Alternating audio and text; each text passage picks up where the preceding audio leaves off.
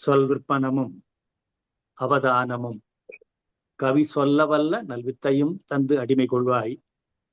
நளினாசனம் சேர் செல்விக்கு அரிது என்று ஒரு காலமும் செதையாமை நல்கும் கல்வி பெறும் செல்வப்பேரே சகல கலாவல்லியே. அன்பிற்கினிய ஆறு நண்பர்களே, இன்று ஒரு நன்னாள்.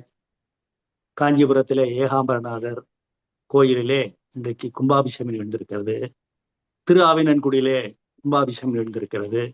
பல்வேறு தலங்களில் எழுந்திருக்கிறது. இப்படிப்பட்ட ஒரு புனிதமான நன்னாளிலே முருகனுடைய திருவருளாலே தொடர்ந்து நாம் பார்க்கின்ற கந்தர் அலங்கார பாடல் ஒன்றை பார்க்க இருக்கிறேன். முதலில் பாடலை படித்து விடுகிறேன். தோலால் சுவர் வைத்து நாலாறு காலில் சுமத்தி இரு காலால் எழுப்பி வளை முதுகு ஓட்டி கை நாற்றி நரம்பால் ஆர்க்கையிட்டு தசை கொண்டு வேய்ந்த அகம் பிரிந்தால் வேளால் கிரிதுடைத்தோன் இரு தாள் அன்றி வேறு இல்லையே. இதற்கு முந்தைய 2 பாடல்களில இறைவனை வணங்காத தலை எனக்கு எப்படி வாய்த்தது, இறைவனை பால் அன்பு கொண்டு அவன்பால் குவியாத கரங்கள் எனக்கு எங்கே கூடின என்றெல்லாம் கேட்டார். இப்ப அவருக்கு இந்த உடம்பு நினைவு வருகிறது. நமக்கு தெரிஞ்சு இந்த உடம்பு இருக்கு. இந்த உடம்பை யார் படைச்சா? பெற்றோர்களா? இல்ல. நாமே படைச்சுக்கிட்டோமா? இல்ல. ஏனென்றால் இப்ப பெற்றோர்களே பண்ணியிருந்தா இப்ப ஊனமான குழந்தைகளை அவங்க பெற்றெடுக்க மாட்டாங்க இல்லையா? அப்ப எல்லாருக்கும் ஒரு உடம்போட தான் உயிர் இருக்கும். உயிர் எப்பொழுதும் உடம்போடு தான் இருக்குமே தவிர தனித்து இருக்காது. அப்படி தனித்து இருக்கின்ற ஒரு நிலைன்னா அது இறைவனோடு இரண்டரை கலக்கின்ற நிலை. நமக்கு 3 விதமான சரீரங்கள் இருக்கு. ஸ்தூல சரீரம், காரண சரீரம், சூக்கும சரீரம் என்று சொல்லுகிறார்கள். எப்படின்னா பனியன் போடுறோம், மேல சட்டை போடுறோம், அதுக்கு மேல ஒரு ஓவர் கோட் போடுறோம். இப்போ உடம்புங்கிறது ஓவர் கோட். அப்புறம் அந்த சட்டைங்கிறது சூக்கும சரீரம். உள்ள இருக்கிற பனியன் காரண சரீரம். இந்த 3ம் இந்த உயிர் ஏதாவது ஒரு உடம்பில் தான் தங்கி இருக்கும். நாம் எத்தனை காலம் வாழ்வோம் என்று தெரியாது. இப்ப எத்தனையோ விஞ்ஞான கண்டுபிடிப்புகளை பார்த்து வியக்கிறோம், வீடு கட்டுறதை பார்த்து வியக்கிறோம். ஆனா இந்த இதுல அருணகிரிநாதர் இறைவன் எப்படி நம்முடைய உடம்பை அமைத்து இருக்கிறான் என்று அப்படி ஒரு ஆர்கிடெக்ட் மாதிரி சொல்றார். இந்த உடம்பு தோலால் அமைந்தது. தோலை கொண்டு சுவர் வைக்கிறாங்க. ஒரு வீடு கட்டுறோம்னா 4 பக்கம் சுவர் வேணும். அது மாதிரி தோலால் சுவர் வைத்து நீங்க பாத்தீங்கன்னா 4 6 காலில், இந்த இடத்துல கால்னா காற்றின் பொருள், 4 + 6 10 காற்றுக்கள் நம்முடைய உடம்புல உலவி வருகிறது. அதன் மீது அமர வச்சிருக்கிறார். தோலால சுவர் வைத்து 10 வாயுக்களால் அமரச் செய்து. இந்த 10 வாயுக்கள் என்னன்னு சொல்றேன் நானு. நமக்கு மூச்சு இருக்க வரைக்கும் தான் உயிர். மூச்சு இல்லைன்னா அது வெறும் உடம்பு இல்லையா? அந்த மூச்சு போனால் பிணம். உடம்பின் அனைத்து செயல்களுக்கும் ஆதாரம் 10 வகை காற்றுக்கள். பிராணவாயு 1, அது இருதயத்தை வீங்கி அமுங்கச் செய்வது. உயிரை காப்பதனால் அது பிராணவாயு. அடுத்து அபான வாயு, அது கழிவு பொருளை கீழே தள்ளுவது. இப்ப வாயால சாப்பிடுறோம், நம்மளுடைய மலம் இன்னொரு வழியா வெளியே போகுது. அதே போல இப்ப உணவு சாப்பிடுவது ஒரு வாயு, ஆனால் கழிவு பொருள் போவது ஒண்ணு. அப்படி செய்கின்ற வாயு அபான வாயு. அப்புறம் சாப்பிடுகிற உணவை செரிப்பது சமான வாயு. இப்ப நம்ம மூச்சு விடுறோம், அந்த காற்று வேற.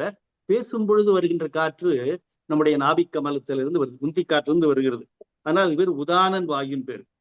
அடுத்து வியானன் வாயு, இதயத்திலிருந்து புறப்பட்ட ரத்தம் நம்முடைய நரம்புகளின் வழி ஓடி இதயத்திற்கே வர செய்யும் வாயு. இந்த 5ம் பஞ்ச பிராணன் பேர். மூச்சு காற்று ஆகிய பிராணவாயு, கழிவுப் பொருளை வெளியே தழுகின்ற அபான வாயு, உணவை செரிக்கின்ற சமான வாயு, பேசுகின்ற காற்றாகிய உந்தியிலிருந்து வருகின்ற காற்று உதானன் வாயு, இதயத்திலிருந்து புறப்பட்ட ரத்தம் நரம்புகளின் வழியோடி இதயத்திற்கே வர செய்யும் வாயு வியானன் வாயு. அப்புறம் கொஞ்சம் அதை விட ஒரு லெஸர் இம்பார்ட்டன்டான 5 வாயுக்கள் இருக்கு. நம்முடைய கை கால்களை நீட்ட மடக்க ஒரு காற்று உதவுது, அதுக்கு பேரு நாகன்னு பேர். அதே மாதிரி கண்களை மூடி திறக்க உதவுகின்ற காற்றுக்கு பேர் கூர்மன் பேர். எப்படி ஆமையானது தன்னுடைய உடல் உறுப்புகளை வெளியே நீட்டி உள்ளே இழுத்துக் கொள்கிறதோ, அதுபோல இமை தானா மூடுது, தானா திறக்குது. அதுக்கு பேரு கூர்ம வாயுன்னு பேர். கோபம் இருக்குது, ஓடினால் மூச்சு இறைக்குது, தும்புகிறோம், இதெல்லாம் செய்கின்ற ஒரு காற்றுக்கு பேரு கிரிஹரன்னு பேரு. அதே மாதிரி வியர்க்குது, அதற்கு ஒரு காற்று காரணம் தேவதத்தன். இறந்த பிறகும் காற்று தேவைப்படுகிறது. பிணத்தை எரிக்கும் போது அப்படி என்ன ஆகுதுன்னா கை கால் விரைக்கிறது, தலை வெடிக்கிறது. தலை வெடித்து வெளியேறும் வாயு பேர் தனஞ்சயன் வாயு. பிராணவாயு, அபான வாயு, சமான வாயு, உதானன் வாயு, வியானன் வாயு, நாகன் வாயு, கூர்மன் வாயு, கிரிகரன் வாயு, தேவதத்தன் வாயு, தனஞ்சயன் வாயு என்று 10 காற்றுக்களால் இந்த உடம்பு அப்படி ஒரு முதல்ல தோலை கொண்டு சுவர் வைக்கிறோம். அப்புறம் இந்த 10 வாயுக்களின் மீது உடம்பை அமர வைக்கிறாங்க. தோலால் சுவர் வைத்து 4 6 4 கூட்டல் 6 10 கால்னா இந்த இடத்துல காற்றின் பேரு. அந்த 4 6 காற்றின் மீது அமரச் செய்து அப்புறம் 2 காலால் எழுப்பி, அப்ப அந்த கட்டடம் எதிர் மேல நிக்குது. இப்ப விலங்குகளுக்கு 4 கால்கள் இருக்கு, நமக்கு 2 கால் இருக்கு. இந்த 2 கால்களால் உயர்த்தி வைத்து, அப்புறம் இப்ப நீங்க அந்த காலத்துல ஓட்டு வீடு கட்டினா என்ன பண்ணுவாங்க, நடுவுல ஒரு விட்டம் இருக்கும், அப்புறம் 2 சார்பு இருக்கும். இப்ப சார்பு இறக்குறதுக்கு நடுவுல ஒரு விட்டம் வேணும் இல்லையா? வளைந்த முதுகை நடுவே நீட்டி வைத்து கைகளை தொங்க விட்டு அப்புறம் கூரை மேயணும். அதுக்கு என்னது, தசையை கொண்டு அதுதான் வைக்க போற மாதிரி. அப்புறம் கட்டுறது நரம்பால் கட்டுறது. இந்த உடம்பாகிய வீடு இப்படிப்பட்ட விடு தோலால் சுவரமைத்து 10 வாயுக்களின் மீது அமரச் செய்து 2 கால்களால் உயர்த்தி வைத்து வளைந்த முதுகை நடுவே நீட்டி வைத்து கைகளை தொங்கவிட்டு நரம்பால் கட்டி தசையை கொண்டு மூடிய இந்த உடம்பு. இந்த உடம்புலதான் வாழ்ந்து கொண்டிருக்கிறோம். இப்ப இந்த உடம்பு நம்ம வாழ்கின்ற காலம் வரைக்கும் இருக்கும். அப்ப இருக்கிற அந்த காற்றுக்கு பேரு ஸ்தூல சரீரம். அப்புறம் அந்த உடம்பு நீங்கின பிறகு நாம் நரகத்திற்கோ சொர்க்கத்துக்கோ போகிறோம் இல்லையா?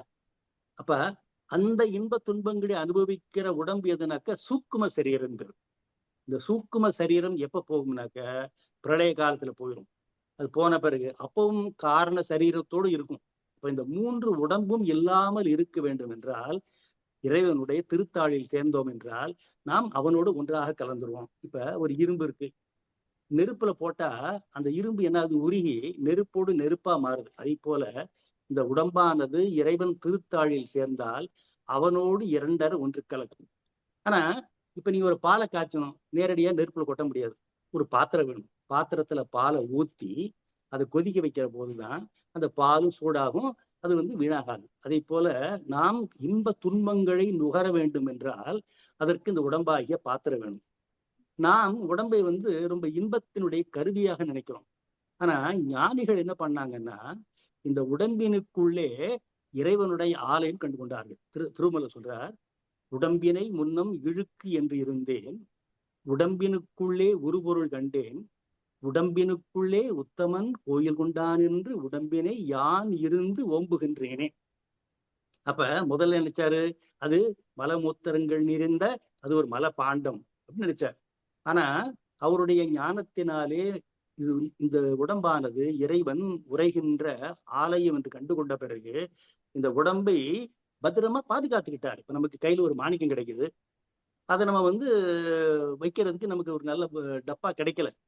ஒரு பக்கத்துல ஒரு அழுக்கு துணி இருந்தது, அந்த அழுக்கு துணியில அந்த மாணிக்கத்தை மறைச்சு வைக்கிறோம். கொண்டு போய் அதை ஒரு பாதுகாப்பு பெட்டகத்துல வைக்கிற வரைக்கும் அந்த அழுக்கு துணிய மாணிக்கம் உள்ளே இருப்பதனால பத்திரமாக பார்த்து கொள்வதை போல இந்த உடம்பு மல மூத்திரங்களால் நிறைந்த ஒரு மல பாண்டமாக இருந்தாலும் இதன் உள்ளே இறைவன் இருக்கிறான். அப்ப அந்த உள்ளே இறைவன் இருப்பதனால நாம் ஒரு வாடகை வீட்டுல குடியிருக்கோம்னு வச்சுங்க. ஆனா வாடகை வீட்டுல குடி இருந்தாலும் நாம் அதை சுத்தமா வச்சுக்கிறோம் இல்ல, அதுக்கு நம்ம சொந்தக்காரங்க இல்லை. ஆனா கூட்டுறோம், பெருக்கிறோம், துடைக்கிறோம், கழுவுறோம், எல்லாம் பண்ணிக்கிறோம். ஏனென்றால் அந்த அந்த வீட்டை எப்படி பராமரிக்கிறோமோ அதுபோல இந்த உடம்பை நாம் பராமரிக்கணும். இது இன்ப நுகர்ச்சிக்கான ஒரு இடம் அல்ல. இதிலே ஆண்டவன் குடிகொண்டிருக்கிறான்.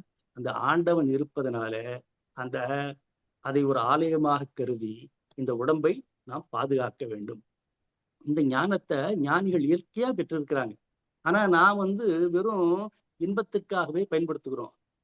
ஆனா அந்த உடம்பை எவ்வளவு ஒரு ஆர்கிடெக்ட் போல அமைத்திருக்கிறார் என்று அருணகிரிநாதர் விரிவாக சொல்லி, இந்த உடம்பை விட்டு நீங்கினால் அது சென்று சேர வேண்டிய ஒரே இடம் எதுனாக்க இறைவன் திருத்தாள் தான். ஏனென்றால் நாம் பல பிறவிகள் இருக்கிறோம், நம்ம இன்ப துன்பங்களை நுகர்கிறோம், நான் பாவ புண்ணியங்களை செய்கிறோம். அதனால புல்லாகி பூடாய் புழுவாய் மரமாகி பல்விருகமாகி பறவையாய் பாம்பாகி கல்லாய் மனிதராய் பேயாய் கணங்களாய் பல அசுரராகி முனிவராய் தேவராய் செல்லா நின்ற தாவர சங்கமத்துள் எல்லா பிறப்பும் பிறந்தெடுத்தேன்னு மாணிக்கவாசகர் பாடுறார். அப்ப நாம் இந்த உடம்பு இருக்கிறோம், இந்த உடம்புல நாம் பாவ புண்ணியங்கள் செஞ்சா அதற்கு உண்டான ஒரு விலை கொடுக்க வேண்டியிருக்கு. அப்ப நாம் வேறு வேறு பிறவிகளிலே வேறு வேறு உடம்புகளிலே தங்குது. ஏனென்றால் உயிர் உடம்பில்லாமல் தனித்திருக்க முடியாது. இந்த உடம்பில் இருந்து நாம் விடுதலையாகி இறைவனோடு ஒன்று கலக்க வேண்டும் என்றால் அவன் திருத்தாள்களை தவிர வேறு வழி இல்லை. இல்லைன்னா வேறு வேறு உடம்புகள் தான் போவோம். நம்ம இந்த உடம்புல நல்ல புண்ணியம் பண்ணியிருந்தாலும், ஆனா கொஞ்சம் பாவங்கள் பண்ணியிருந்தா சொர்க்கத்துக்கு போனாலும் அப்ப சூக்கும சரீரம் இருக்கும். நமக்கு வெறும் ஸ்தூல உடம்பு தான் அழிந்து போயிருக்குமே தவிர அந்த சூக்கும சரீரம் இருக்கும். அதனால தோளால சுவர் வைத்து நாலாறு காலில் சுமத்தி இரு காலால் எழுப்பி வழை முதுகு ஓட்டி கை நாற்றி நரம்பால் ஆர்க்கையிட்டு தசை கொண்டு மேய்ந்த அகம் இந்த உடம்பை விட்டு இந்த உயிர் பிரிந்தா எங்க போனோம்? வேளால் கிரிதொழைத்தோன் இரு தாள் அன்றி வேறில்லையே. இங்க இருந்து தாவனா நேரா அவனுடைய திருத்தாள்ல போகணும். அவன் யாரு? வேளால் கிரி தொழைத்தோன். சிவனுடைய மலை வெள்ளியங்கிரி, அது வெள்ளிமலை. இப்ப அந்த கிரௌஞ்சாசுரன் என்ன நினைக்கிறான்னாக்க, வெள்ளிமலை போல உருவெடுத்து நாம் இருந்தோம் என்று சொன்னால் முருகன் நாம் அசுரன் என்று கண்டுகொள்ள மாட்டான், நம்ம எதுவும் செய்ய மாட்டான்னு நினைச்சிருக்கிறான். அப்ப அப்படிப்பட்ட ஒரு பாதுகாப்பான மலையிலே ஒளிந்து கொள்ளலாம் என்று நினைத்து சூரன் என்ன பண்ணா, வெள்ளிமலையாக உருவெடுத்திருக்கின்ற அந்த கிரௌஞ்ச அசுரனுடைய வெள்ளிமலைக்குள்ள போய் ஒளிஞ்சுக்கிட்டான். ஆனா முருகன் சர்வ ஞானி இல்லையா, அவன் கடவுள். அவன் என்ன பண்ணா, இதுக்குள்ளதான் அவன் இருக்கிறான், வெள்ளிமலைய நினைச்சு நானு ஏமாந்துருவேன் நினைக்கிறான் என்று சொல்லி அவர் அந்த வேளால் அந்த மலையை பிளந்தார். வேளால் கிரி உழைத்தோன் இரு தாள் அன்றி வேறில்லையே. பிறவி பெருங்கடல் நீந்துவர் நீந்தார் இறைவன் அடி சேராதார். அப்ப நாம் இறைவனோடு ஒன்று கலக்கணும். எப்படி நெருப்பிலிட்ட இரும்பு அது உருகி நெருப்பாக மாறி விடுகிறதோ, அதை போல இந்த உடம்பு நீங்கினால் நாம் சென்று சேரக்கூடிய ஒரே இடம் திருத்தாள் தான். ஆனால் நாம் அப்படிப்பட்ட உணர்வுகளா இருக்கிறதில்லை. ஏனென்றால் இந்த உடம்பை நாம் இன்ப நுகர்ச்சிக்கான ஒரு கருவியாக கருதுகிறோம். ஆனால் ஞானிகள் உடம்பினுக்குள்ளே உத்தமன் கோயில் உண்டான் என்று உணர்ந்ததனாலே அவர்கள் என்ன செய்யறாங்கன்னாக்க, இந்த உடம்பை பாதுகாக்கிறார்கள். அந்த இன்ப துன்ப நுகர்ச்சிக்கான ஒரு கருவியாக கருதாமல் அவர்கள் மேலும் மேலும் புண்ணியங்கள் செய்து இறைவனோடு ஒன்று கலக்கிறார்கள். ஆகவே இறைவனை சென்று சேர்வதற்கு முதலே சொன்ன மாதிரி உடம்பானது எந்த இன்ப துன்ப அனுபவங்கள் அடைய வேண்டும் என்றாலும் அது அந்த உயிரானது உடம்போடு தான் இருக்க முடியும். இப்ப நாம் இந்த பிறவி எடுத்திருக்கிறோம். இந்த பிறவி எடுத்ததுக்கு இந்த பிறவி நாம் விட்டு நேரடியாக முத்தி இன்பம் அடையணும். அப்ப உடம்பு இல்லாமல் அடையக்கூடிய ஒரே ஒரு நிலை எதுனாக்க உயிர் இறைவனுடைய திருத்தாளில் சேர்வதுதான். இல்லை என்றால் ஏதாவது ஒரு உடம்பு எடுத்து நாம் கஷ்டப்பட வேண்டியதா இருப்போம், இன்ப துன்பங்கள் அடைந்து கொண்டிருப்போம். ஞானிகள் அதை ஞான கண்ணால் உணர்ந்ததனாலே நாம் இனிமேலும் இந்த பிறவி எடுத்து துன்பப்படக்கூடாது, நேராக இறைவனோடு கலந்து நம்முடைய அந்த முத்தி என்கின்ற பேரின்பத்தை அடைய வேண்டும் என்று கருதியதனாலே அவர்கள் என்ன பண்ணாங்கன்னாக்க, இந்த உடம்பை பாதுகாத்தார்கள். இந்த உடம்பை துணையாக கொண்டு எப்படி படகுல மிதந்து போய் நாம் கரைக்கு போறோமோ, அதே போல இந்த உடம்பாகிய தோணியை வைத்து கொண்டு அவர்கள் முருகனுடைய திருத்தாளிலே கொண்டு சேர்ந்து அவனோடு ஒன்று கலக்கின்ற அந்த முத்தி இன்பத்தை அடைந்தார்கள். அப்படிப்பட்ட ஒரு நிலையை அடைவதற்கான ஒரு வழி சொல்றாரு. முதல் 2 பாட்டுக்கள்ல வணங்கா தலையை சொன்னார், கூப்பாத கரத்தை சொன்னார். ஆனால் இப்படிப்பட்ட ஒரு நிலை வந்த உடனே உடம்பை பற்றி எண்ணம் வருகிறது. இந்த உடம்பை எவ்வளவு நுட்பமாக படைத்திருக்கிறார். நம்ம பல விஞ்ஞான கருவிகளை பார்த்து வியக்கிறோம், கம்ப்யூட்டர் பார்த்து வியக்கிறோம், டெலிஸ்கோப்பை பார்த்து வியக்கிறோம், மைக்ராஸ்கோப்பை பார்த்து வியக்கிறோம்.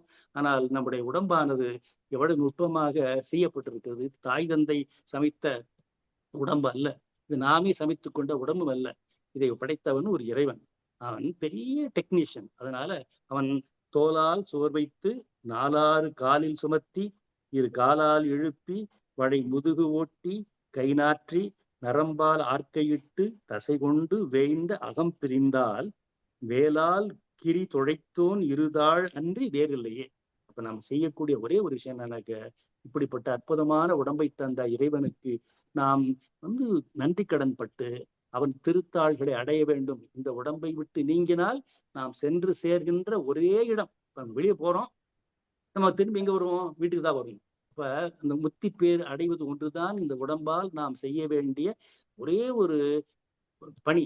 அந்த பணி செய்வதற்கு இந்த உடம்பை கருவியாக கொண்டு இன்ப துன்பத்திற்கான அந்த ஒரு வாய்ப்பாக கருதாமல் இறைவனோடு ஒன்று கலக்கின்ற நிலைக்கு நாம் சேர வேண்டும் என்று சொல்லி முருகன் என்ன சொல்றாரு? அருணா சொல்றார், தோலை கொண்டு சுவர் வைத்து 10 வாயுக்களின் மீது அமரச் செய்து 2 கால்களால் உயர்த்தி வைத்து வளைந்த முதுகை நடுவே நீட்டி வைத்து கைகளை தொங்கவிட்டு நரம்பால் கட்டி தசையை கொண்டு மூடிய இந்த உடம்பாகிய வீட்டை நாம் பிரிந்தால் வேலாயுதத்தால் கிரௌஞ்சமலையை துளைத்த முருகனுடைய 2 பாதங்களாகிய முத்தியை அன்றி வேறு இன்பம் தரும் இடம் ஏதுமில்லை.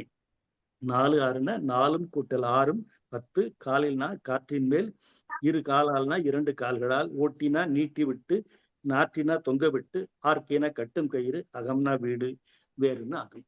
ஆக இப்படிப்பட்ட ஒரு அற்புதமான பாடலின் மூலமாக அருணகிரிநாதர் நமக்கு சொல்லுகின்ற செய்தியானது, நாம் இந்த உடம்பை ஒரு துணையாக கொண்டு கருவியாக கொண்டு இதிலே இருந்து நீங்கினால், ஏனென்றால் உயிர் ஏதாவது ஒரு உடம்பில் தான் தங்கும், தனியாக இருக்காது. அப்படி தனியா இருக்கணும்னாக்க அது முருகனுடைய தாழிலே சேர்ந்து அது 2.5 கலக்கின்ற நிலை எய்த வேண்டும். இப்படி இரும்பிலே இரும்பு துண்டை எரிகின்ற நெருப்பிலே போட்டால் அது நெருப்போடு நெருப்பாக கலக்குமோ, அதே போல இந்த உடம்பெல்லாம் உகுத்து நாம் நம்முடைய உயிரானது முருகனுடைய திருத்தாடிலே சேர்வதற்கான ஒரு முயற்சியை நாம் மேற்கொள்வதற்காக ஆண்டவன் இப்படிப்பட்ட அற்புதமான உடம்பை தந்திருக்கிறான் என்ற நன்றிய உணர்வோடு நாம் வாழ வேண்டும் என்கின்ற எண்ணத்தை தருவதை போல் அமைந்திருக்கிற அற்புதமான பாடல் என்று சொல்லி இந்த அளவில் இந்த பாட்டினுடைய பொருளை நிறைவு செய்கிறேன். நன்றி, வணக்கம்.